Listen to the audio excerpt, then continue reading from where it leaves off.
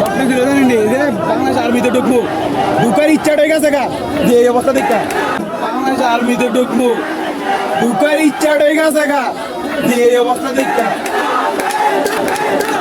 আপনি কি বলতে চান আসলে তাদের নিরাপত্তার উদ্দেশ্যে? আমি যে বলতে চাই, তারা আমাদের ভাইগুলো যে মারা গেল, তারা কোথায় ছিল তখন, এখন কোথা থেকে আসছে? আমরা এখন প্রতিবাদ করি আর তারা এখন আসছে।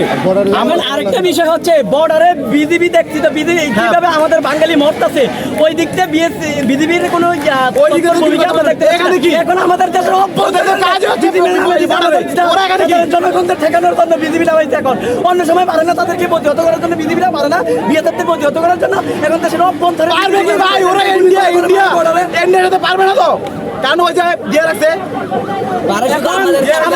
স্বাধীনতা নাই, আজকে আমাদের বাক স্বাধীনতা নাই দেখে আমরা কিছু বলতে পারি না, আমরা কিছু বললে আমাদের গুম করতে হয়। এইদিকে আমরা দেখতে পাচ্ছেন এখানে বিজেপি সদস্য অবস্থান করছে এবং তারা আমাদের যে দেশটাকে শান্তিশৃঙ্খলার মধ্যে রাখতে চায় এবং বইয়ের আক্রমণ থেকে আমাদের রক্ষা করে, তাদের উদ্দেশ্যে কি বলছে সাধারণ জনগণ আপনারা আসলে শুনতেই পাচ্ছেন।